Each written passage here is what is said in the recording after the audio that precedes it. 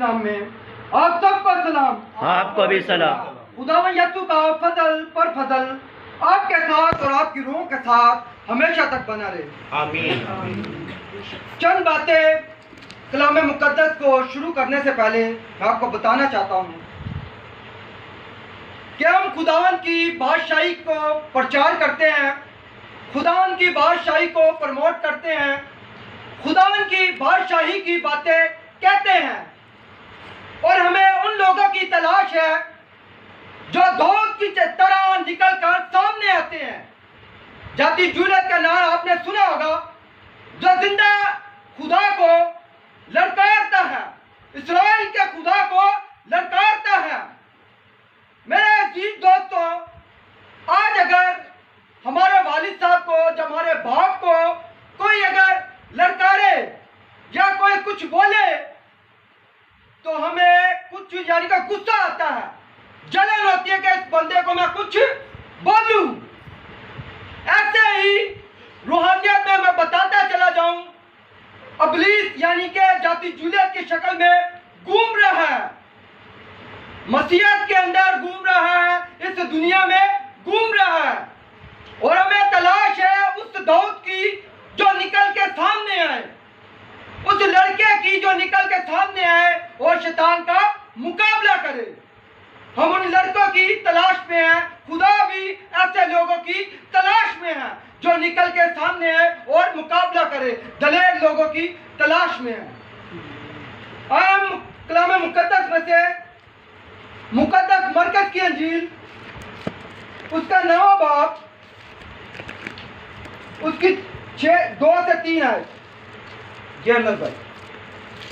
6 दिन के बाद यीशु ने पतरस और याकूब और यूहन्ना को हमरा लिया और उनको अलग एक ऊंचे पहाड़ पर तन्हाई में ले गया और उनके सामने उसकी सूरत बदल गई और उसकी पोशाक ऐसी नूरानी और नहायत सफ़ेद हो गई कि दुनिया में कोई धोबी वैसी सफ़ेद नहीं कर सकता। पाक कलाम का पढ़ा जाना, सुना जाना हम सबके लिए बात से मेरे अजीज दोस्तों, जैसा कि हमने कलाम मुकद्दस में से पढ़ा भी और सुना भी, यह पर लिखा कि 6ठे दिन के बाद खुदा यीशु मसीह की सूरत बदल गई। अब गो के कलाम मुकद्दस के यहाँ पर चंद ऐसे लोग बैठे हुए हैं जो कलाम मुकद्दस को बारीकी से समझते हैं। 6ठे दिन के बाद यीशु मसीह की सूरत का बदल जाना खुदा की नजर में एक दिन 1000 के बराबर है। यानी कि 6ठे दिन के बाद जब 7वां साल यानी कि 1000 सालों में बादशाही में खुदा की सूरत कैसी हमें दिखाई देगी। 6ठे दिन के बाद का मकसद ये था कि 6ठे दिन के बाद ही यीशु मसीह की सूरत उन्हें बदली हुई दिखाई दी। कैसी सूरत बदली हुई दिखाई दी? जैसे मुकद्दस यूहन्ना को मुकाशवा में क्या देखता है कि 7 चरागाह दरमियान मैंने एक आदम जात सा देखा और उसके पांव में मैं मुर्दा सा गिर पड़ा। उसने ये कहा कि अपना दायां हाथ रखा मुझ पे कि खौफ ना कर, उठ खड़ा हो, जो बातें मैं तुझको दिखाता हूं वो लिख। तो 6ठे दिन के बाद यीशु मसीह की सूरत का बदल जाना। किन लोगों के सामने खुदा में यीशु मसीह की सूरत बदलती है? किन लोगों के सामने खुदा में यीशु मसीह की सूरत बदलती है? फकीरों फरीसियों के सामने नहीं बदली, आम जनता के सामने, आम लोगों के सामने नहीं बदली, बल्कि लिखा है पतरस और याकूब और यूहन्ना को हमरा लिया और उनको अलग ले एक ऊंचे पहाड़ पर तन्हाई में ले गया। इस वर्ड तन्हाई के बारे में जब मैंने सोचा तो ऐसा फील हुआ कि विशाल तुझे भी अगर खुदावन यीशु मसीह की सूरत को बदला हुआ देखना चाहता है तो तन्हाई में चल।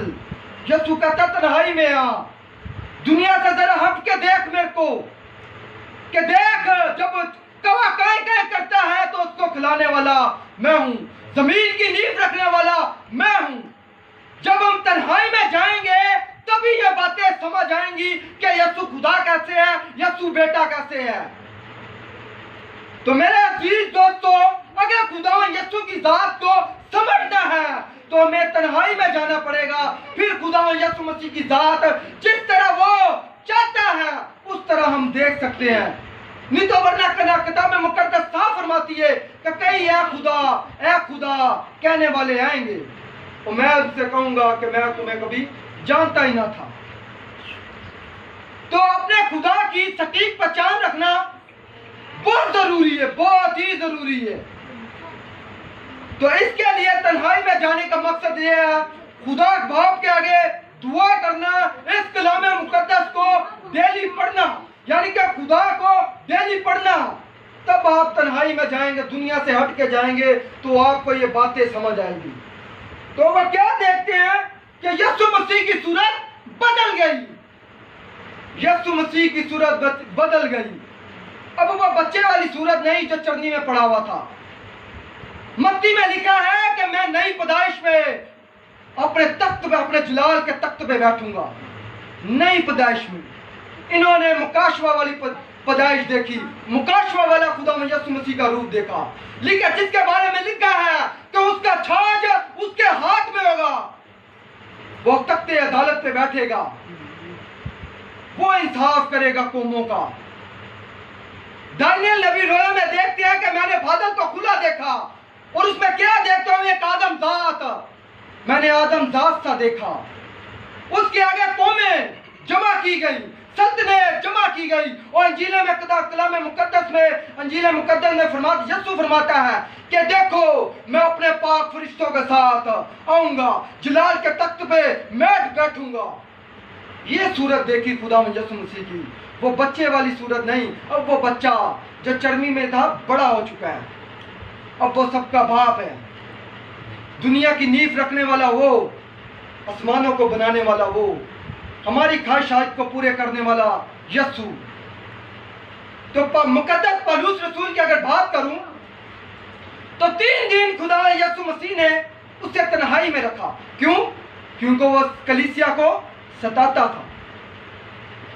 मुकद्दस पौलुस रसूल से कहा गया है सौल, जो के पहले सौल था, ए सौल क्यों तू मुझे सताता है? जब 3 दिन के लिए मुकद्दस पौलुस रसूल को अंधा किया गया, तो उस तन्हाई में चंद बातें कलाम मुकद्दस में समझाई गई।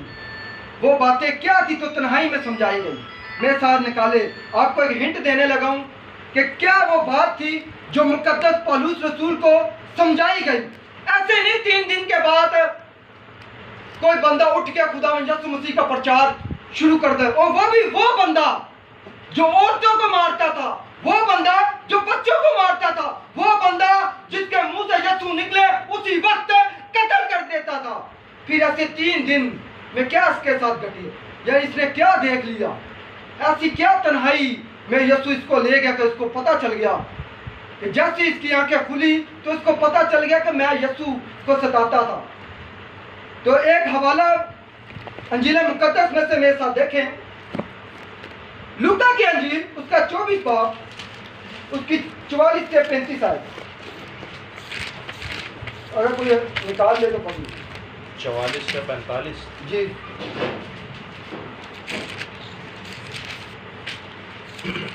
फिर उसने उससे कहा, ये मेरी वो बातें हैं जो मैंने तुमसे उस वक्त कही थी जब तुम्हारे साथ था, कि ज़रूर है कि जितनी बातें मूसा की तौरात और नबियों के सहीफ़ों और ज़बूर में मेरी बाबत लिखी हैं पूरी हों। फिर उसने उनका जहन खोला ताकि किताब मुकद्दस को समझें। अब शागिर्दों को क्या समझाया गया था कि जितना तौरात में लिखा, जितना नबियों में लिखा, जितना ज़बूर में लिखा, किसकी बाबत लिखा? यीशु की बाबत लिखा। आपने शागिर्दों को समझाया, यीशु ने समझाया कि जो लिखा है वो मेरी ही बाबत लिखा है। तो जब पौलुस रसूल की 3 दिन आंखें बंद की गई, उसको भी तो यही समझाया गया, क्योंकि वो शरा का आलम था, वो शरीयत को जानता था, गंभीर का शागिर्द था, और शरीयत का पाबंद था, उसका समझाया गया। यीशु ने उसका समझाया है, सौल जिसकी रूह पानियों पे झुंबश करती थी वो कौन था? मैं था। पतरस से पूछ, पानी के ऊपर कौन चला? मैं चला। जिस बड़े के बारे में लिखा गया था वो बड़ा कौन था? यूहन्ना कहता कि देखो ये वो बड़ा है। दुनिया के गुनाह उठा लिया जाता है। मुकद्दस पौलुस रसूल को सहीफों की बातें समझाई गई। 3 दिनों में कलाम मुकद्दस, जिसे हम पुराना अहदनामा जब कहते हैं तो कुछ लोग कहते हैं कि पुराना अहदनामा ये, पुराना अहदनामा वो, मगर ना ना ना ना, पौलुस भाई ने इस पुराने अहद को, इस तनाक को, इस तोरा को पढ़ा हुआ था। बस यीशु ने तमाम बातें जो उसके हक में लिखी गई थी पौलुस के ऊपर उन 3 दिनों में खोल दी। इसीलिए तो वो उठा। एक हवाला में सब पढ़े, बाहर आ गया, इमाल की किताब, उसका 9वां भाग, उसकी 18वीं आयत।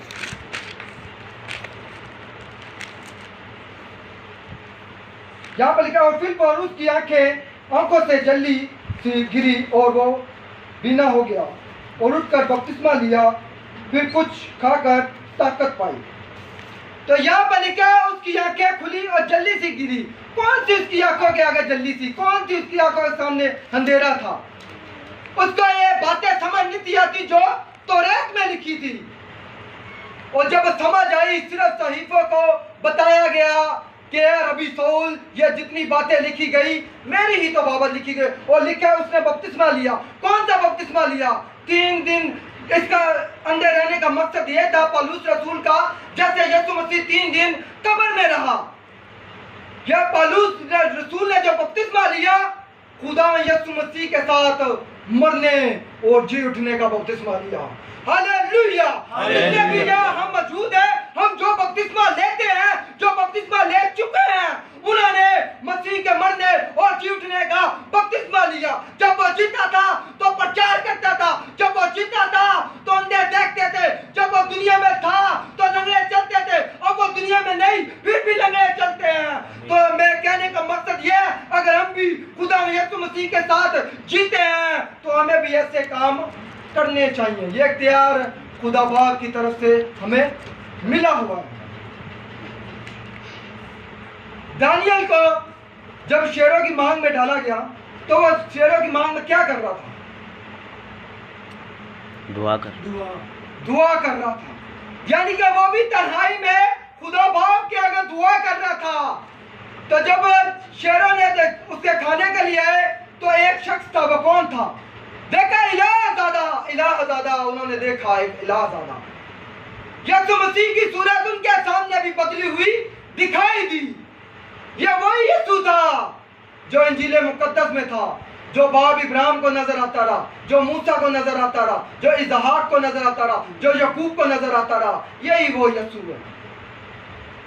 अब मैं आपको जो बात समझाने को हूं, ये बातें रखने का मकसद ये था कि अगर हम कहते हैं हम मुनादी करना चाहते हैं तो याद रखें यीशु मसीह के साथ तन्हाई में चलना पड़ेगा। जब तक यीशु के साथ तन्हाई में नहीं जाएंगे, आप उसकी सूरत को अच्छे से नहीं समझ सकते, आप उसकी कलाम को अच्छे से नहीं समझ सकते, आप उसकी बातों को अच्छे से नहीं समझ सकते। इसलिए लाजिम है कि आपको भी पतरस की तरह तन्हाई में जाना पड़ेगा, यीशु के साथ याकूब की तरह तन्हाई में जाना पड़ेगा, यूहन्ना की तरह तन्हाई में जाना पड़ेगा। मुकद्दस मूसा का वाकया मेरे को याद आ गया। मुकद्दस मूसा जब आग में से खुदावन उसे पुकारता है, वो भी तन्हाई में खुदा बाप की बात सुनने गया। उसे पहला मौका क्या दिखाया गया? फरूज की किताब उसका 4 बाब निकाले था।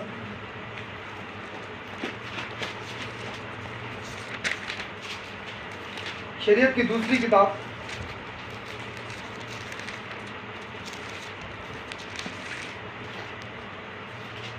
4 बाब 1 से 4 आयत तक जा पढ़े।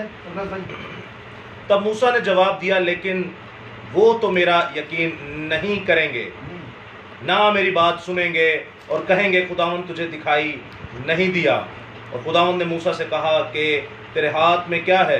उसने कहा लाठी। फिर उसने कहा कि उसे ज़मीन पर डाल दे। उसने उसे ज़मीन पर डाला और वो सांप बन गई और मूसा उसके सामने से भागा। तब खुदावंद ने मूसा से कहा, हाथ बढ़ाकर उसकी दुम पकड़ ले। उसने हाथ बढ़ाया और उसे पकड़ लिया, वो उसके हाथ में लाठी बन गया।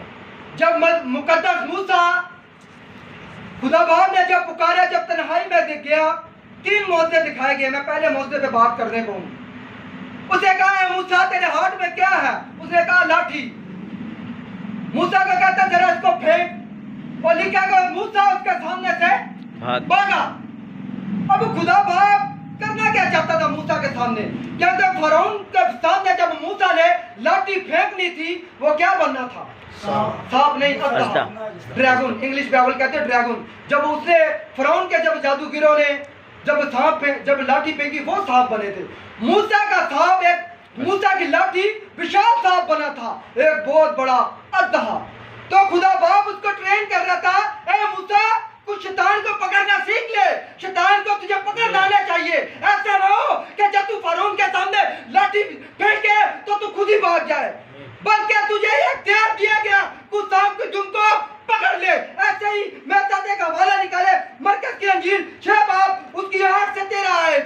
खुदा यीशु मसीह ने कहा कि मैं तुम्हें बैठता हूं, किस इख्तियार के साथ? तुम बुजुर्गों पे इख्तियार रखो, तुम कुछ लो, सांपों को कुछ लो।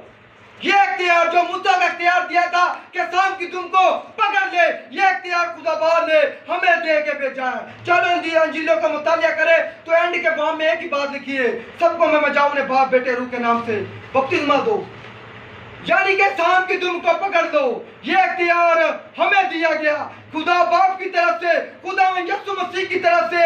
ये इख्तियार जो मूसा को दिया गया कि सांप की दुम को पकड़, ये इख्तियार आज जितने हम यहाँ पर बैठे हैं, जितने ये कलाम सुन रहे हैं, ये इख्तियार उनको दिया गया कि तुम भी सांप की दुम को पकड़ो। इसलिए क्योंकि मैंने क्रूस पे अपनी जान दे के शैतान को अपने सिर के नीचे कुचल दिया, और तुम मेरी नस्ल में से हो। खुदा कहता है तुम मेरे बेटे, तुम मेरी बेटियां। तो इसलिए ये इख्तियार मैंने अभी तुम्हें दिया, तुम पकड़ो सांपों को, तुम बुजुर्गों को निकालो। तो ये मेरा बताने का जो मकसद था, जिस वजह से मैंने तो आप ये बातें रखी कि तन्हाई में जाएंगे तो फिर ही आप समझेंगे कि आपका काम क्या है, आपका मिशन क्या है। मुकद्दस मूसा की मिनिस्ट्री अद्भुत मिनिस्ट्री, यानी कि कमाल मिनिस्ट्री। तो तन्हाई में जाएंगे तो ये बातें समझ लगे, अदरवाइज आप यीशु का नाम लेते रहेंगे, फायदा कुछ भी नहीं। आप उसके कवानीन को नहीं मानते, फायदा कुछ भी नहीं। आप कहते हैं यीशु यीशु, इधर से नशे करेंगे तो कोई फायदा नहीं। आप कहते हैं यीशु यीशु, इधर से फलां काम गलत काम करेंगे तो कोई फायदा नहीं। जब सूरत बदली हुई नजर नहीं नजर आएगी, जब तन्हाई में नहीं जाएंगे तो कोई बात नहीं समझ आएगी। फिर जुबान से तो ये मेरा नाम लेते हैं मगर इनके दिल मुझसे दूर हैं। मेरे अजीज दोस्तों, जब खुदा यीशु मसीह ने 70 शागिर्दों को भेजा, या तो 12 को भेजा था, एक जगह में 70 शागिर्दों को भेजा। मैं चाहता हूँ कि ये हवाला पढ़ लें, यूहन्ना की अंजील उसका 10 बाब उसकी 21 है, लूका की अंजील, ये आखिरी हवाला है, लूका की अंजील 10 बाब उसकी 21 है।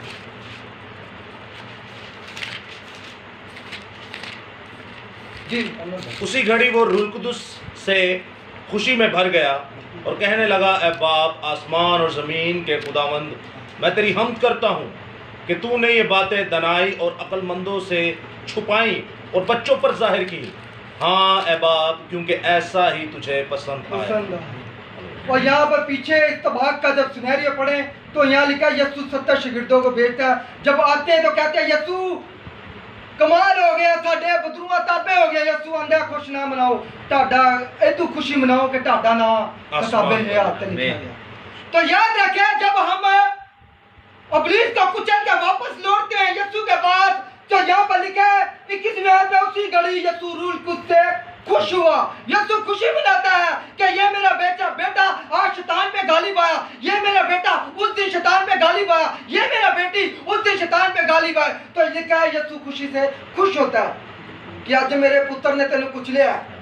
यीशु खुश होता है। तो मेरे अजीज दोस्तों, आपको सांप की धुन को पकड़ना आना चाहिए, आपकी सांप को यानी कि शैतान को पकड़ना आना चाहिए। इफ्सियों की किताब में लिखा है कि सब खुदा के सब इख्तियार बांध लो, इख्तियार जो जंग के लिए इस्तेमाल किए जाते हैं, क्योंकि तुम्हारी जो कुश्ती है वो किसके साथ है जी? रूहानी टोलों के साथ। तो रूहानी टोले के साथ जब कुश्ती लड़नी है तो रूहानी काम करना पड़ेगा, जिस्मानी काम से कुछ भी नहीं होगा। आपको रूहानी काम अगर करने आते हैं तो फिर आप शैतान का मुकाबला कर सकते हो। रूहानी काम कौन से? मत्ती 4:4, जब शैतान खुदा यीशु मसीह को आज़माने आता है तो यीशु उसको कैसे भगा लेता है? कोई मेरे को बताए शैतान को यीशु कैसे भगा लेता है? किसके जरिए भगा लेता है? कलाम के हथियार से, कलाम के हथियार से, यानी कि लिखा है। तो आप इसके जरिए शैतान पे गाली बाज सकते हो, आप इसके जरिए सांप की दुम को पकड़ सकते हो, जैसे मूसा को इख्तियार दिया गया।